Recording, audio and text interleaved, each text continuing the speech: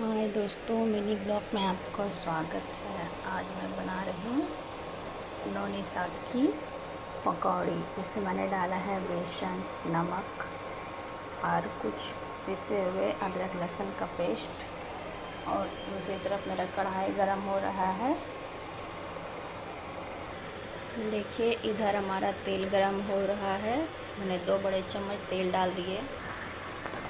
देखिए गाइस, अब मैं इसको अपने हाथों से इसको सब मिला लूँगी और इसको छोटे छोटे करके और बॉयल तेल में डाल दूँगी। देखिए दोस्तों, हमारा पकौड़ी बनकर रेडी हो गया है। इसी तरह सब पकौड़ी बनाने हैं। ये है हमारा नौनी साग का पकौड़ी।